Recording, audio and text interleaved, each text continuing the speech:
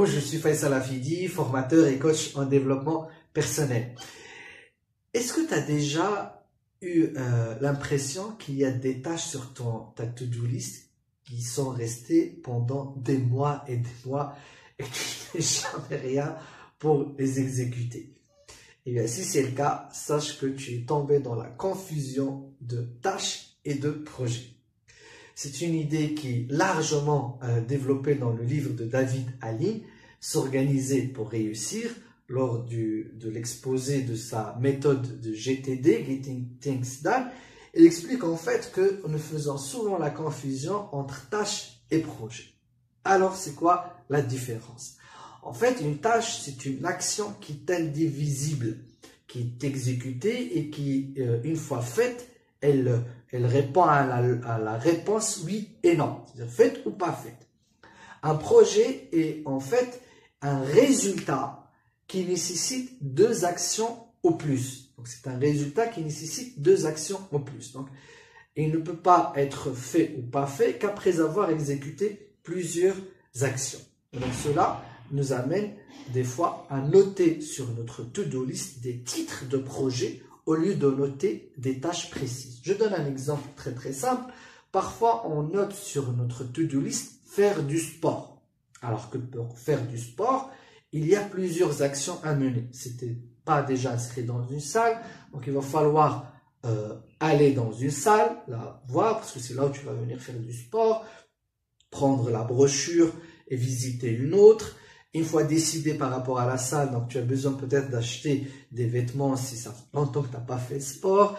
Peut-être tu dois contacter un coach pour avoir un coach. Peut-être tu dois juste acheter du matériel et de l'installer chez toi. Donc ça, c'est un projet qui nécessite plusieurs actions. Donc si tu as envie de faire du sport, ce n'est pas ce que tu dois noter sur ta to-do list, mais de noter surtout aller au magasin de sport, voir le matériel X.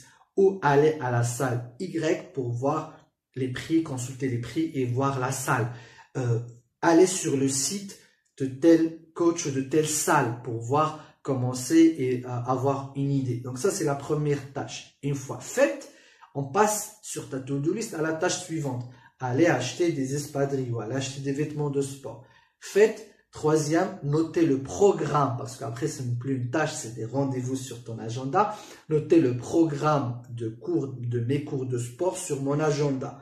Donc ça, c'est une tâche. Une fois que tu as noté tes rendez-vous de sport sur ton agenda, c'est une tâche faite. Donc vous avez vu, ou tu as vu que cette tâche-là, finalement, ce n'est pas une tâche, c'est un projet.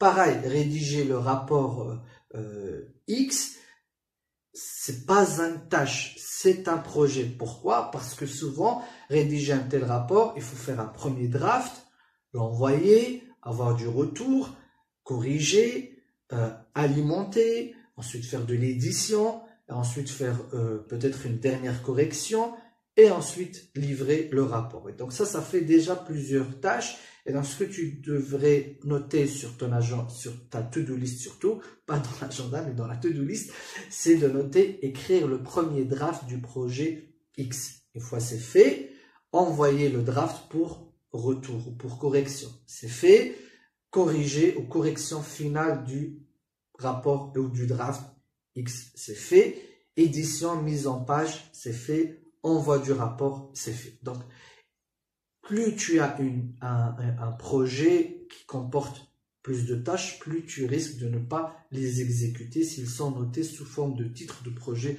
sur ta to-do list. Donc, aujourd'hui, reconsulte ta to-do list, regarde les tâches que tu as notées à la base et que tu n'arrives pas à exécuter et vérifie si ce ne sont pas des projets qui peut-être doivent être divisés en plusieurs tâches. Prends la première tâche, note-la sur ton to-do list et une fois elle sera faite, elle va en elle-même amener à la deuxième tâche. Sinon, tu peux aussi opter pour l'écriture de toutes les tâches de ce projet. Sinon, tu peux passer à le management de projet si tu en as beaucoup dans ton travail. Donc ça, c'est un autre sujet. Donc, je t'invite à lire le livre de David Allen, S'organiser pour réussir. Tu trouveras le lien de ce livre au-dessus de cette vidéo. Sinon, de consulter mon catalogue de formation, tu trouveras une formation de gestion du temps qui aborde cette partie de rédaction de tâches de projet et de management de projet, en partie par rapport à la gestion du temps.